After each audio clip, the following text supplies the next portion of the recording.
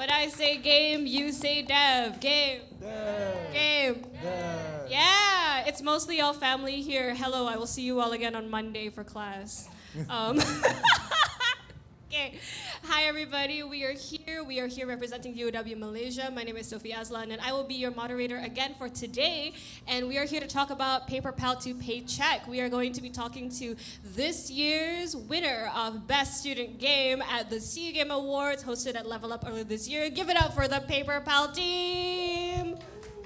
Yeah, these are your seniors. Thank you for supporting your seniors, because if not, nobody will support you when you're in their position. Yeah, it's a curse. I know. Okay, so kicking things off with the air conditioning. Let's go. I'd like each of you to introduce yourselves. We can start with Kenny. So, This thing works, right? Okay. So, I'm Kenny. I'm currently a game designer at WeirdWorks. I graduated yesterday, and I've been working there for clap, 8 clap. We months. didn't go for convo yesterday, but they were there. Clap, clap, clap, clap, clap. He's a game designer. Ichiban's a game designer today. Okay. And Sam, please introduce yourself. Test. Hi, I'm Sam. I'm a game programmer. I also graduated yesterday, and then I went back home and played League. Wait, what did you play? League. Oh, no. No. Legends of the League variety. No. Asmir, introduce yourself. Alright, hi everyone. My name is Azmer. I am a game programmer, and I also graduated with them yesterday. And I had pizza after graduating, so yeah. I wasn't there for their convocation, so this is going to be their makeshift convo with me, basically. So we are here to talk about the process of Paper Pal, what it's like going from essentially the student developer life to being a member of the industry formally. So you guys are looking at them now as actually your, not to say future employers, but you're looking at them as now they've graduated from being just your seniors to being industry folk. They now have that little bit of extra experience. They can maybe guide you a little bit more forward, and we're going to get a bit more insight, I guess, into their thought process on what all that's about. So second question, I guess, yeah. Can each of you name a pivotal moment that had a massive impact on you, cementing that game development was something you wanted to do? Let's start with Kenny again. For me, it's definitely when I joined the course. I wasn't really sure if this is something I wanted to do, but in our third semester, we were forced to join a game jam, and I think after creating that first game, like getting to experience the intense work environment, getting to like coordinate a team, and like working together with everyone to like make a game, I think that like experience makes me feel like, wow, this is something that I really want to pursue and something I want to do.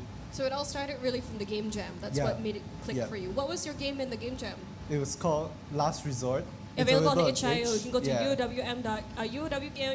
uwmgames.itch.io.com. It's there in the student game category. Yeah. Yeah, I still think it's one of my best games, even though it's the first game I ever made. Yeah. Why is it one of your best games? Because What's so it's good about it? Sell it. Sell it. What's so good about it? It's cool. It's a reverse horror, hack and slash. Play it and you'll know. Play it and you'll know. It's great. Sam, how about you? What cemented it? For me, it was a bit earlier. Like around high school, we had a programming course, and then I turned out I really enjoyed it. And that was also around the time where I learned one of my favorite games, Undertale, was made by just one person. So I just thought, after watching gameplay of it, I was like, damn, I could do that, you know? And then when I was deciding between software engineering, software development, I think, and game development, I was just like, if I'm gonna do something, I might as well do something I will enjoy and have passion in. So yeah, I kind of cemented early on that I kind of just wanted to do game dev. It was like just really cool to me, and even now I still feel the same way, even like 3-4 years after. So there's like an alternate universe where you're actually a software engineer, hence the fit. Yes, exactly. Steve Jobs in Malaysia, everybody. Congratulations. I could still be a software developer. You could still Who be a knows, software you know? developer. That's so true. Yeah. That's exactly it. Asmir, how about you? Oh, I guess it was after high school. I wasn't quite sure what to pursue further in my studies, and that's when I saw UW had a game dev course. I was curious about it, but I was also aware that playing games and making games are two very different things. So I decided to get more information, and that's when I met our program leader, Mr. Johan, who Hi, Mr. Johan. program leader of the game development course. So I got more information about it from him, and that's where I solidified my decision in this game dev course, and here I am. Was there anything that he actually said to you that made it seem like this is something you wanted to pursue? Like anything during that, I guess, guidance session, that guidance counseling session that you were like, "Ha yeah, game make game." No, it's not very specific, but it cemented my decision. It was either this or business, so I chose this. So if you were a businessman, what would be your business? I wouldn't know. I guess we'll never know. He'd be the Yakuza. He'd be Kazuma Kiryu. All right. Oh, geez. Okay. So let's talk about Paper Pal. To Kenny specifically, how did the idea of Paper Pal come around? We had this idea actually 1 year before our FYP. 1 year? So early? A passion project. The idea came from Wei Yin actually. Everybody Yeah. clap for Wei Yin.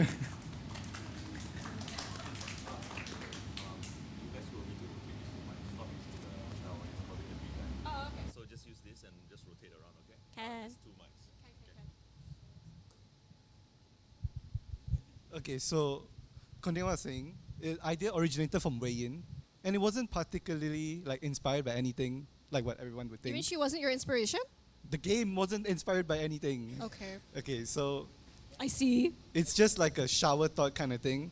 But I think the idea mostly like blossomed and spawned from the fact that throughout our whole time in uni, like all the courses, we had to make really dark and depressing games.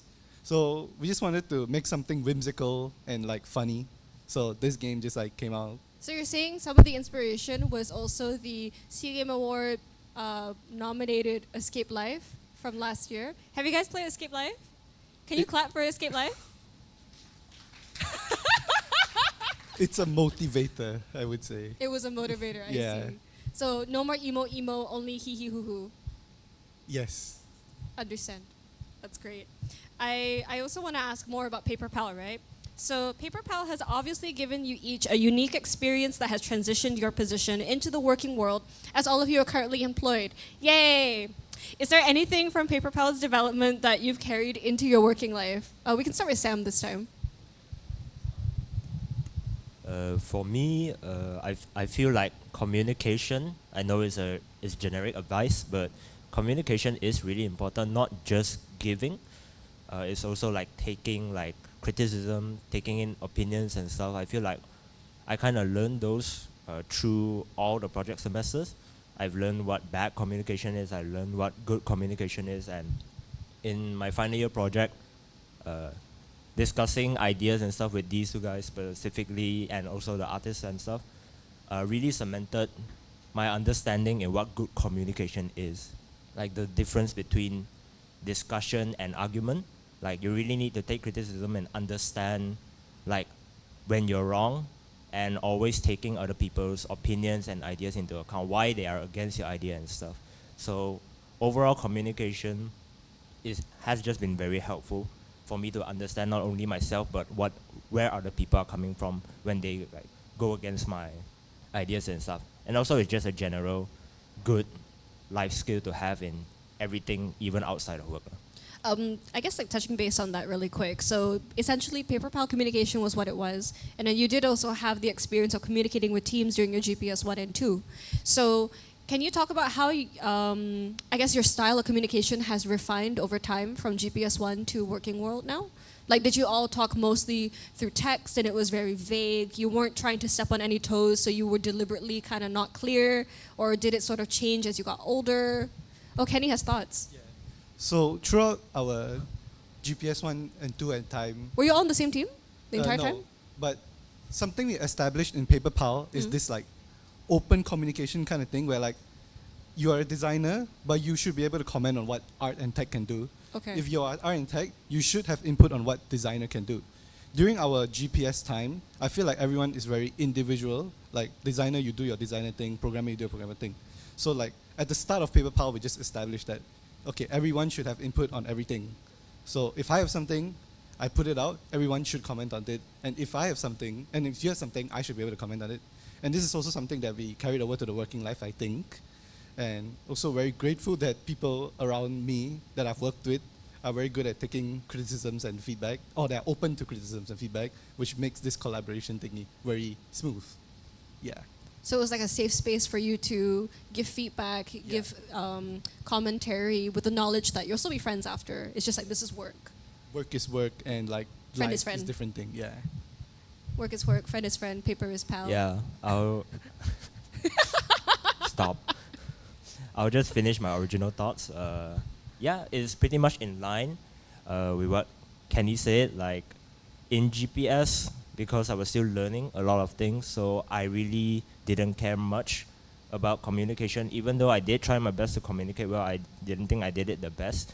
There have been teammates that have been MIA and didn't know what to do, but I was so focused on my own work that I really just had the concept of just let them do what they can, that sort of thing. And now looking back, that wasn't the best thing.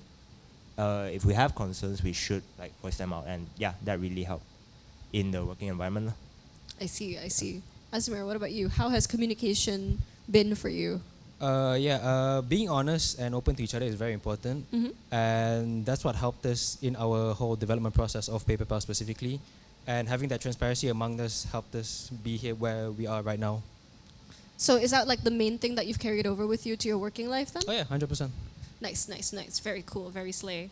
Okay, so actually, at what moment did it click for you that Paper Pal was a game that you wanted to push for awards, like the C Game Award for Best Student Game? Everybody clap again. Yeah! At what point? I would say from the very beginning. So you came in, you were like, I want to be an award winner. Yeah, of course. Yes, if I don't get an award for this, then what does this degree mean? Yeah, I first heard of the idea from Wayne. Shout out Wayne. Everything's Wayne's fault. From the game idea to the award thing, you like instigated this, my child. Yeah, our development started a bit shaky in the initial stages. Did it? In terms of deciding a direction. Okay. I don't remember that. I remember you being outside the staff room for like a month. Okay, moving on.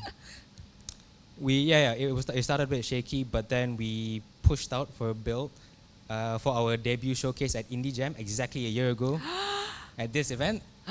And the thing about that current build that we showed during Indie Jam, it was quite empty. So the only thing that we had in the game was the prologue and the essential characters needed. And with that, we were overwhelmed with a lot of positive feedback. So that's when we thought, we're heading the right direction. This is where we want to be, where we need to be. And from there on, we made the right choices. And we won the Best Student Game Award. You're being so humble about this. We were close in 2023. Wait. So basically, right, how long were you in development when you debuted at Indie Jam? Do you remember? About 2 months, 2.5 months. Was it? Less than that. So less than 2 months, Yeah. give or take. Yeah, Give or around take. Okay. that range. Do you think that, I guess, pushing out your game into a public setting so early in development is actually a good thing for students? Yeah. Like speaking to your juniors, the fact that some of them have been forced to showcase for this, we made it part of the assignment. Yeah. Ha! So do you think that's actually a good thing? Do you think that's something we should keep doing? Yeah, for 100%. Is there a benefit to showcasing in a public space as opposed to just showcasing it on campus? The thing about the public space is that there will be a lot more non-gamers. That can be a good and a bad thing at times, but regardless, it is feedback. You don't have to listen to all of the feedback, but feedback is still helpful in your development process. Do you remember what kind of feedback you received at last year's Indie Jam? Add more quests, add more toys, characters, stuff like that. It was just add more stuff lah. Yeah, pretty much. Sam, Because it was still empty. Do you remember any feedback that you got last time? I think Kenny was busy at the time mostly, right? Yeah. I feel like most of the verbal feedback from Indie Jam was pretty much what Asmir said, was more of like generic, add more stuff ideas. But I think what we gained most was from observing the players themselves, you know. PaperPal, as the final state, it has a lot of like kind of passive directional stuff with camera pans, what the NPCs say to kind of guide the player. And even though that was mostly geared towards those like people less experienced with games, it overall just enhanced the experience. So I would say that observing the players and how they play and how you can improve that user experience, that was actually a pretty big take-in, especially from the first Indie Jam. The feedback that you received though, was it mostly from your fellow developers or were they from more players? Kind of, there have been developers, but for indie jam specifically, it was mostly players, I would Mostly say. players. Yeah. Okay, so it's mostly people coming in who are like, I don't usually like, I don't know about the inner workings of games. So I'm giving you like my Yeah. feedback as a consumer, essentially. That there have been like really, really inexperienced people who don't even know how to use a mouse and keyboard at the Ah. same time. Yeah, there have been people like that. There have been people who asking for a controller. They've never touched a keyboard and mouse for gaming. There have been all types of gamers there, even like really young players, really old players. Like yeah, but it was definitely interesting to see how expensive the market can be, even though they might not be people who may buy your game. There are definitely people who are interested in these sort of things. So it was really eye-opening overall, I would say. Do you think that showcasing also improved the visibility of the game? It helped people to get to know the game, and it became like a familiar sight. It became something that people were going to root for. Yeah. Because of like after Indie Jam, we kind of like pushed to as many events as we could. Things like Level Up, things like CF even. Oh yeah, you guys were at CF, right? Yeah. We also at CF, and yeah, there have been people who were like, oh, I know this game, and overall we can get a better opinion because they've played the game, so they can kind of help us like gauge the progress of the game Right, as well. right. So yeah, it was really fun to see like people praising the game and overall being really excited for it. Like, okay, this was the award question, so I guess I'll touch on it a bit. But for me, the award wasn't the main thing, but the overall validation really helped going forward. Like people saying stuff like, "Oh, this game is really good for the time it was made in, the best FYP they've played." Those things just really stuck with me. Yeah, and there were a lot of those comments. The best FYP they've played. Yeah, I see. even when it was like early in development. I see. Yeah, so yeah, that was kind of validating. And the award just kind of sealed the deal. So even if I'm in a bad state at work or anything, any part of my life, I can always like fall back on that. On being an award winner? Yeah, it's like validation. Validation doesn't mean much, but it did get you a trophy. Yeah, baby. It's in the cabinet at SCCM if any of you want to gawk at it. Next to mine. So, you have a question? Sophie, okay, regarding, since you brought up the topic of awards, Sophie, you are the first ever person to win an award as a student and as a lecturer. How does that feel? Pretty good. So for context, also, when I was a student over at UW Malaysia, back then when it was known as KDU University College, I actually received the Best Student Game Award for my final year project, Don't Stop the Party. It's actually got like a big wall over at the campus, which I have to walk past every day coming into work. So my past achievements haunt me every day. Thank you. If you have to clap for anybody also, my art lead is sitting there looking at TikTok. It's okay. I know you're listening. It's okay. I appreciate you, okay? But it feels great because by being one of the mentors of the team, because we also have there's other stage parent, Mr. Bala, who also has his own game, Never Ending Beyond, which you can wishlist on Steam right now, okay? You can pets in it. It's great. It's the validation that, like, I'm not a hack. So it's like, not only can I win the award, I can help the kids win. And it's very validating to me. So it's not that your win is my win, but it means a lot to see that I've been able to help you on your journey as award-winning developers. It's very validating for me in that sense. So, oh, wow, big question. Okay, working for a grade versus working for a paycheck is very different. Can you tell us how that has felt for you, and is there any kind of culture shock? What's it like to make money now? I have a teacher salary, so. Firstly, when we were students' time, like there's like lesser responsibility and expectation. Everyone just like, oh, just take it easy. So things get done, like you get one things done every week. Whereas when I went to work the first day, I was like, everyone like lists down the things they want to do, and then they get it done by the end of the day, which is like things that would have taken us a week back when we were students. So that's one of my biggest culture shock.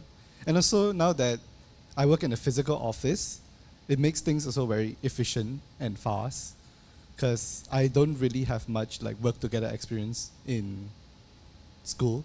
So that's my biggest shock, honestly. Like everything's go by so fast. you gotta do everything done in one day. There's a lot of expectation. Not really there isn't really a lot of expectation, but it's like self-imposed expectation. Yeah. Actually, wait, your GPS 1 and 2, was it virtual or was it physical by It was then? physical, but then we don't like group up together and do stuff. We just like Ooh. do this and then we go home. Do you ought to and do- hang out at Texas Chicken? That's where it all happens. You crunch while you crunch. Sam, how about you? For me, yeah, it was a pretty big shift. The main difference between me and Kenny is I work from home. But yeah, because I tend to struggle with a lot of procrastination back in like uni. So in a task I'm supposed to have a week to do, I kind of crunch it like 2 hours before midnight of that day sometimes. Oh, wow. Students do that? Students crunch right before the submission? Programmers The programmer? specifically, they do it the worst. Okay, I've seen 4 a.m., 6 a.m. messages. Okay, but yeah, having that daily push to have at least a bit done every day has helped a lot with my procrastination overall. I still procrastinate at times, but yeah, it's a big shift, but I think it's overall a positive shift, I would say. Okay. And also money, Money is good. Money is the greatest motivator. Paying bills. buy games, Okay. We are from different sides of the coin, I suppose. Steam sale soon. No. I shall PayPal's not on it. I spend don't a care. lot of money. PayPal is not on it. I don't care. Okay. Asmir, how about you? I would say a change of mindset, basically. So when I started working, I told myself I should probably have a proper work-life balance because, it's pretty messed up at that point. And as a student, you can afford to tell yourself that like, oh, I'll just do it next week, I'll do it tomorrow, and then you just do it like a few hours before. Mm. And when you start working, you can't really do that anymore. You're on the clock, you're working a shift, and you're developing a product that will be sold to consumers. It's very different from a student project and an official game. It is quite interesting that you call it a product as opposed to a game, though, because I think that in terms of vocabulary, some students they do like conflate the two, or they'll just use the two terms interchangeably. But then to freely call it a product versus a game, like it has a different weight to it essentially. When did you start making that mental switch? Like Is it- already during Paper Pal, where you were like, "Is a product. Oh, We no, gotta like- market it to an audience." A few weeks into my internship. Oh, okay. So it's like a work thing. Yeah. Okay, so eventually you'll become like a product designer, product We'll see. programmer. The, We'll fu- see. the future is uncertain. It's okay. The sky is the limit. The world is your oyster. Other motivational sayings, hang in there. That kind of thing. Yeah, of course. Hell yeah. All right. So, you are all working in different places now. Would you ever reunite for a future project? 100%.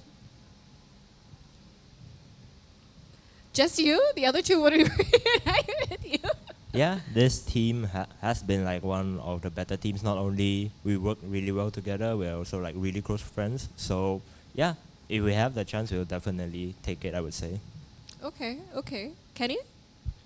Yeah, of course, because like what Sam said and what I said earlier about the open communication thing, we already developed like this dynamic. It'll be a waste to not use it. So once everyone's schedule is like more freed up, we'll definitely try to do something. So like legally distinct Paper Pal 2.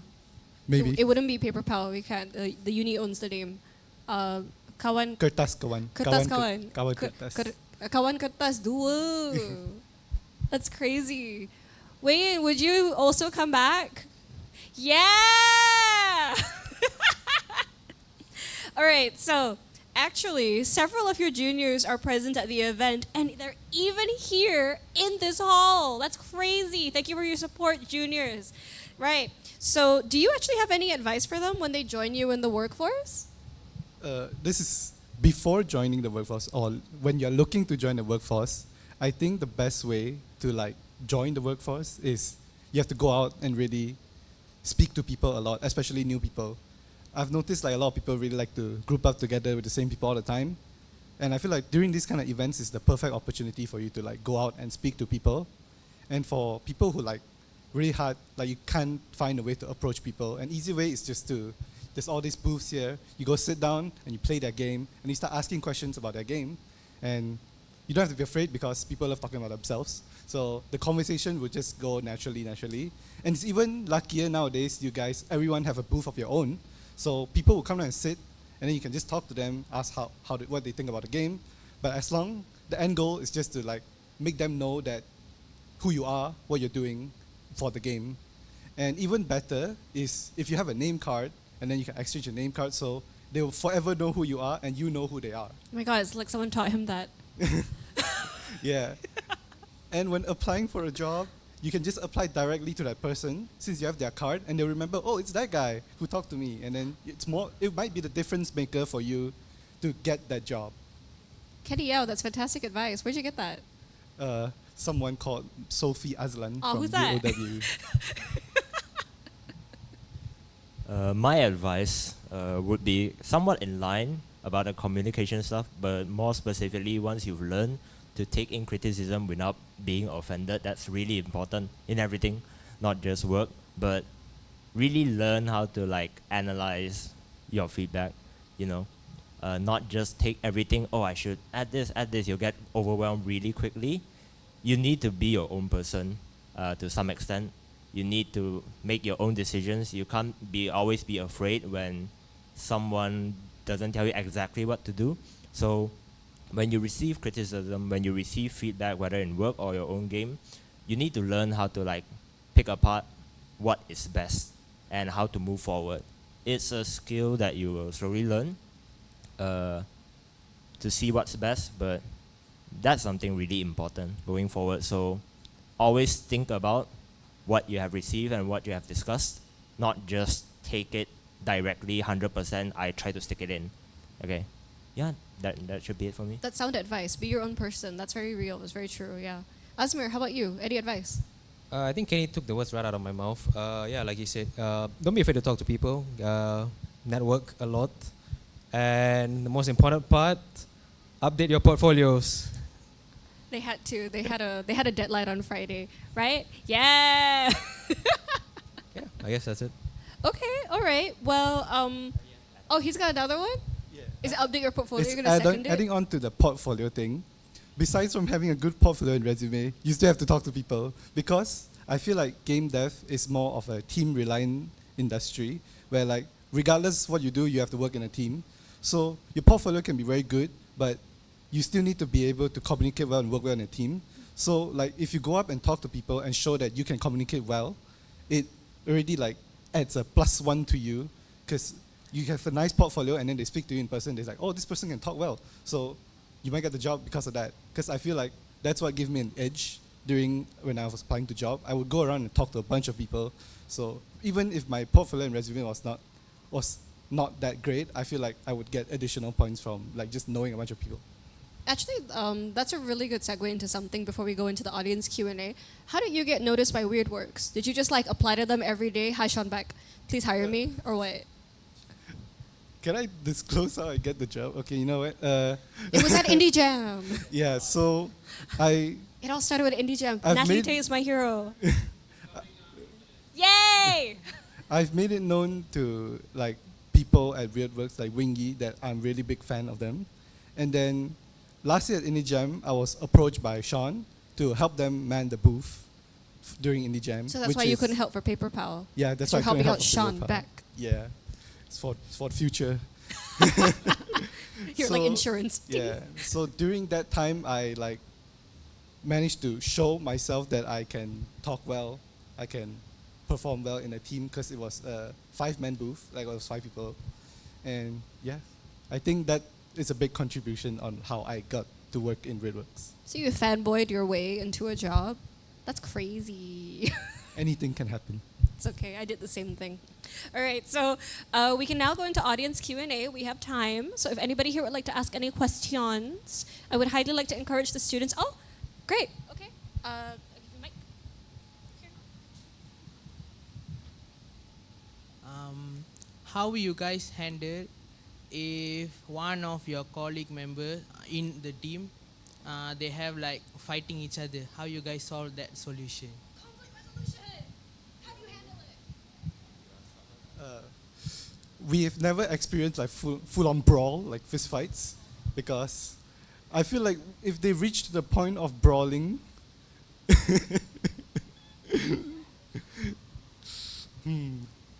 because I'm the project manager of the team, so I'm trying to think how I will handle the situation. Yeah. Okay, I'll just go first. Truth be told, when it comes to serious situations like assignments and stuff, I don't tend to be the nicest person. I really don't have the energy to deal with situations like those. So if there's infighting, I haven't directly experienced infighting. Mostly it was like individual problems, but I really just get everyone and then just address the problem directly without any this is gonna sound bad, but without any emotions. I just tackle the problem directly. And if they still happen to infight, I just try my best to cover for them.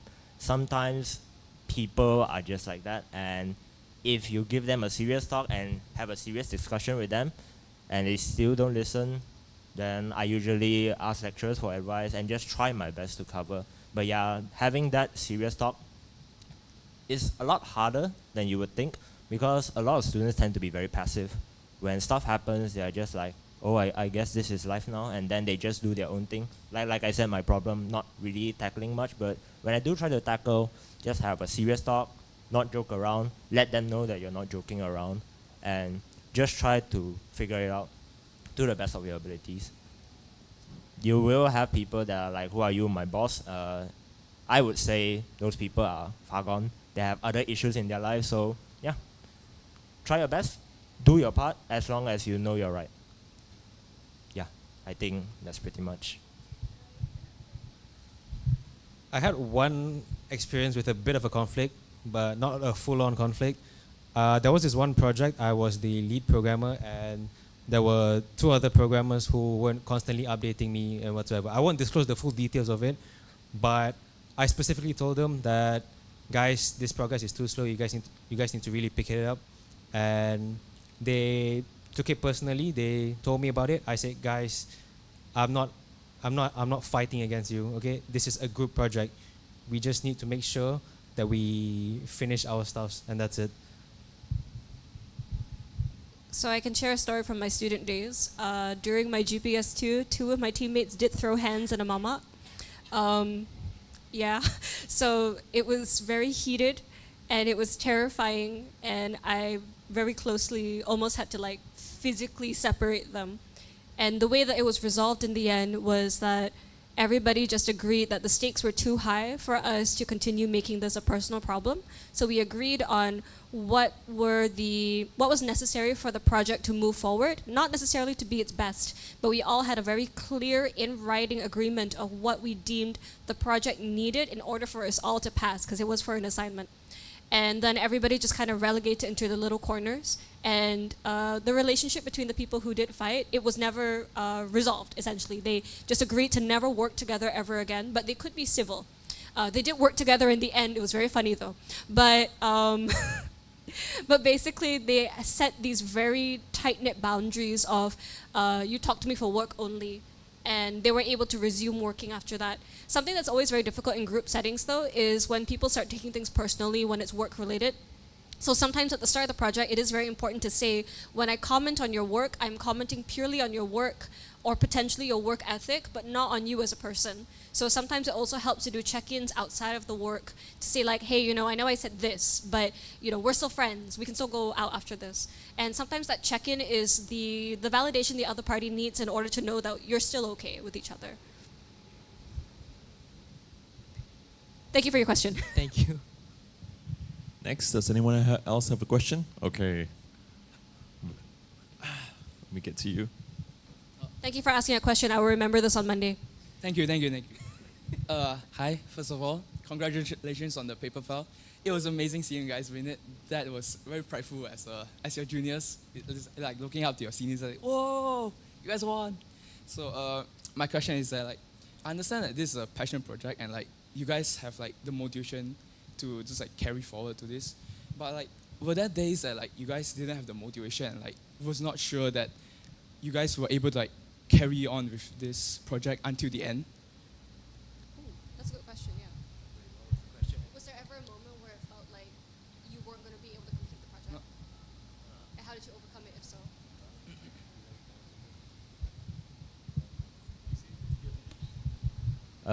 I don't think we ever got to a point where we just said, oh, this project is like so done, like we can't continue. But like Asmir said, we had a lot of struggles in the start, so we actually had to cut quite a lot of the initial ideas of PaperPal.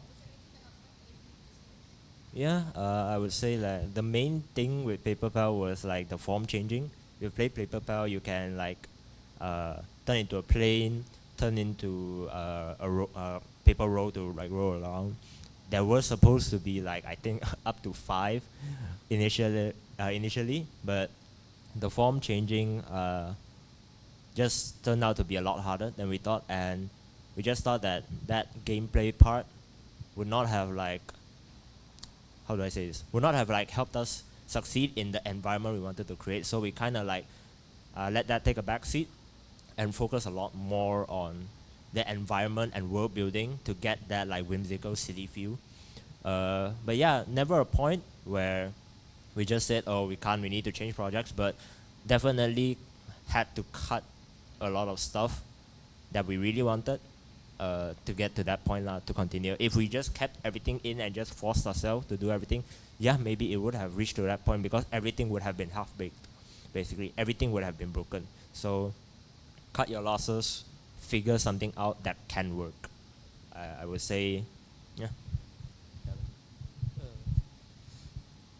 Yeah, at the start, for me personally, I did feel quite demotivated at the start, at the very beginning, because like what he said, the game is actually completely different from our initial idea.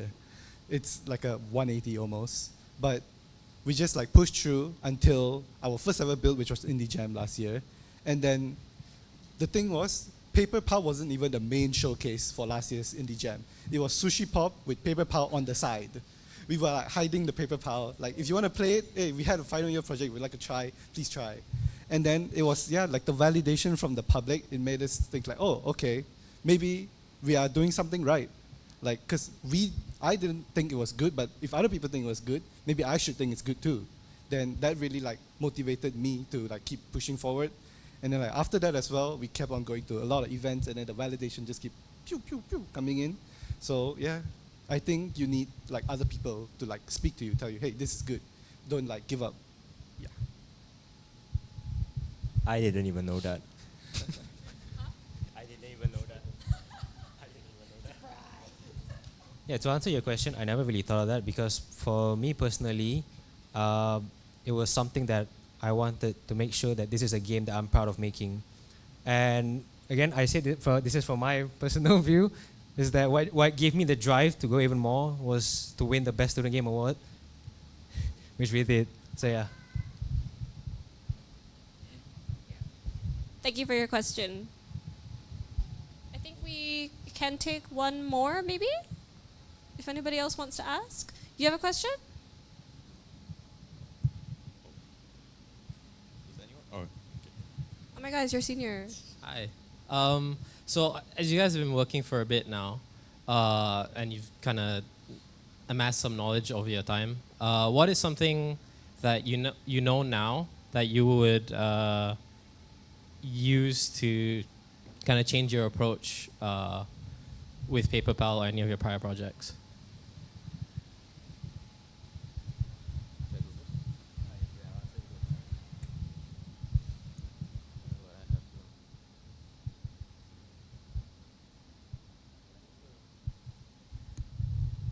Is it like technical wise or like just anything in, because anything that changed? Do you have anything?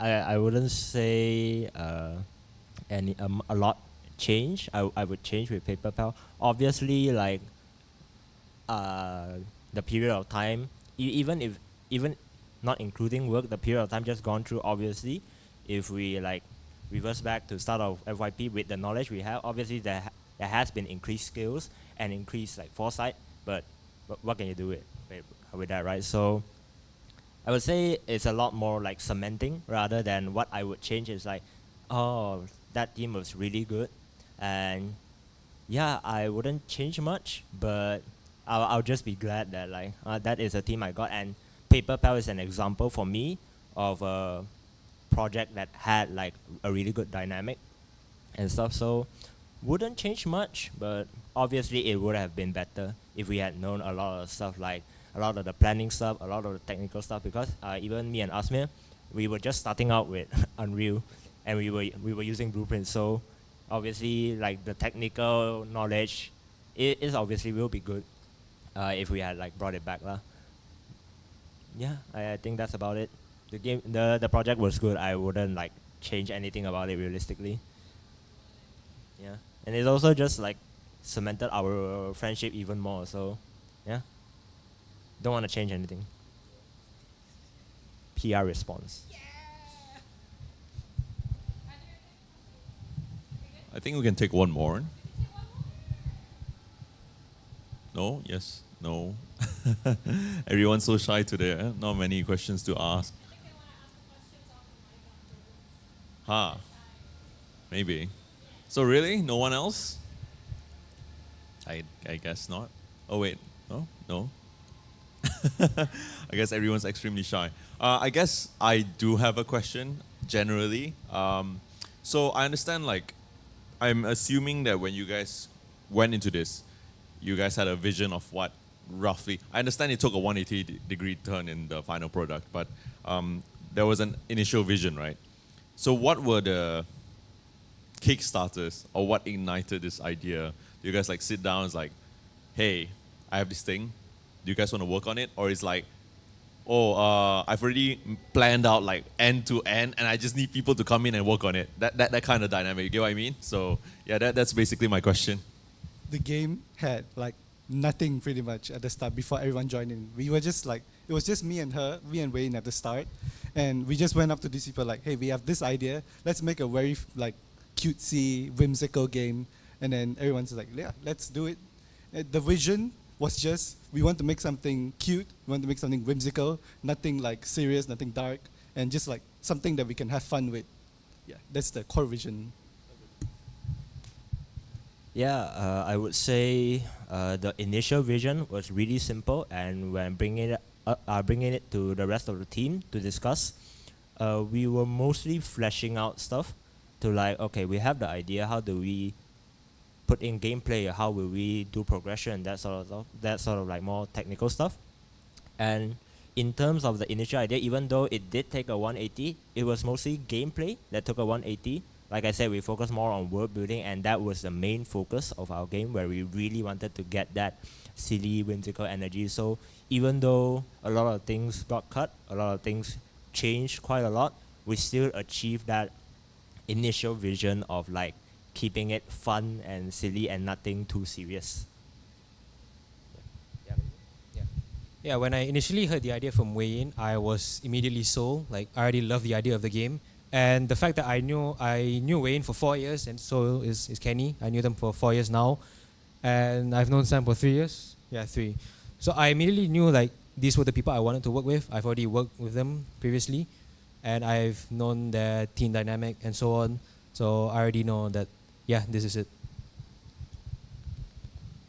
Okay. Then I think we can do one more. Sure, no one else has a question. Oh, you have another question. Okay. I have one, but maybe after this guy. What is your guys' advice for like, normally we don't know where to start. Like, we don't know what to, for example, we need to develop a game, but we don't know where to start. What is the title? What is the theme about? You should start with what you love. You should always start with your interest if you're not sure first. It's always easy to expand on something that you know and you're confident in, that you can go completely insane over for an extended period of time.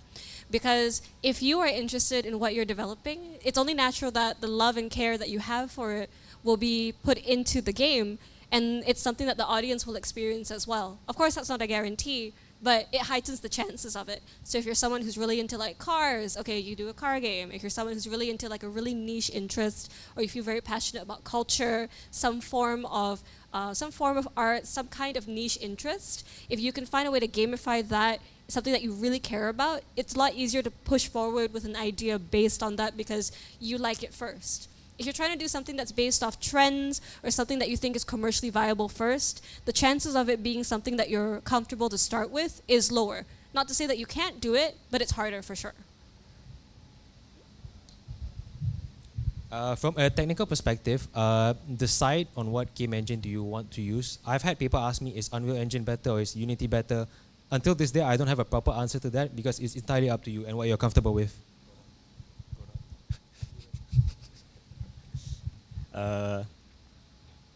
This is gonna sound dumb, but just start throwing out ideas, just start discussing, just start making prototypes. If you're always in the stage of like, oh, do I want to do this or do I want to do that, but nothing ever like goes out, then you will never have that starting point. I know that's your question of like, how do you start? But honestly, you just have to go for it without thinking like, will this be weird? Will this be goofy? Because most likely your initial vision will not match the product going in, but having that starting point, then you can actually start to steer it in the direction you want, you know? If you never throw out ideas, if you never discuss with your team anything, then nothing will happen, obviously. Nothing will bloom. If you start discussions, then everybody starts throwing out ideas, then something will eventually click, and then that's like your starting point. So just don't be afraid to start. Just go with it, go with the flow. If something is weird, go for it. If something is funny, go for it. If something strikes with you, just throw it out, go with it. Yeah. That's it. Agree with what Sam says. So basically, just to simplify, stop overthinking and just do it. Okay, so I actually have a very good question that complements his question. But first of all, I just want to support all the things they said. Although I'm emceeing today, I'm actually a software developer myself. So no, it's nothing to clap about. I've done on minor indie projects myself for game dev, just to help friends or whatever. But it's really back end. I just wanted to support their thoughts and just say that the way I see it is split into two ways. If your game is narrative driven, you might want to think of a storyboard first. What is the rough story you're going for? If your game is more functionally dependent on, like, let's say you're doing a fighting game, it's all about the mechanics. Maybe that might be your focus point first. Then you might want to draft out like how to make this work in a game like sequence. So that's just my 2 cents, okay? But I agree with everything they've said. So to support what he said, I want to ask each and every one of you a very, it's a bit more personal to your game dev life. So to each of you, I just wanted to ask, if you could have the opportunity, what kind of game niche or industry would you like to work on? Would it be cars? Would it be romance, dating sims? Or would it be like basically anything, right? So I guess I understand that you guys may have been able to work in like projects together, but what is a dream, let's say, interest in the game dev sense that you guys would like to work on? The games I've always wanted to make are games that are similar to Paper Pal. I always wanted to just make something, I wouldn't call it stupid because it's kind of degrading, but like whimsical and silly, and like something you can just like look at it and like laugh at it. Like don't have to put too much thought while playing the game. It's like those kind of games. Yeah. If it's general game dev overall dream, is to work at Supergiant Games. The people who made Hades, Bastion, Hades 2, they were my main inspiration like throughout game dev, because Toby Fox and Undertale was the initial inspiration, but Supergiant Games really cemented, oh my god, I could be like that. I could create like 5 masterpieces in a row. But in terms of my own personal interest, it's still stuck with the idea of being able to create a very good solo game. In terms of genres, I'm still not too sure. My favorites tend to be fast-paced action, roguelikes and stuff, but I play a lot of indie games, and so I've touched on a lot of genres. So I have thought about it, but I can't give a immediate answer of like what genre it would be. I just thought about like if I make a game, I'm gonna create a base game, and then in terms of like polishing it, I'll just polish out everything I don't like about every game I've ever played to make it a perfect game for me. And I think I have an idea of like different genres well enough that even if it's not for everyone, it'll be good enough for majority people. But that's like dream thought lah for a personal game. So work-wise, Super Giant Games, and then personal-wise, a solo game. As much as I love working with these guys, a solo game, I feel like it's always something in the back of like indie developers' mind. What if I can just do all this myself, like Stardew Valley, you know? Yeah, I think that's it for me. I guess I would say something like a game similar like The Witcher 3, because The Witcher 3 definitely did help me in choosing this game development course. So something related to swords, monsters, and stuff like that. I have a very similar answer to Kenny. My dream game is something that is stupid, but it's ultimately very sincere. I love the I want to make something that is emotionally relevant and resonant, but it's got to be funny at the end of the day, or it has to have some form of heart. The genre can be whatever it is, but I love the idea of somebody playing something that I've created and having joy from it. That's ultimately something that I would really love to do. I'm very blessed that I have the opportunity to do so. Please come to the Make with Friends booth over there, B10, B9, thank you. So I'm very blessed that I have the opportunity to engage on that journey now. And we'll see what happens. I'll be back at the next Indie Jam, we'll see. And guys, there you have it. You have very, very different pathways, and you can definitely, well, I'm pretty sure all of these guys have social media. Go follow them. Maybe, who knows, they might even come up with the next Witcher, 4? Or, yeah, I mean, basically, who knows? They might even be making the next big hit, right? So can we give a big round of applause to Kenny, Kyril, Sam, and Sophie? Thank you so much, guys. Thank you.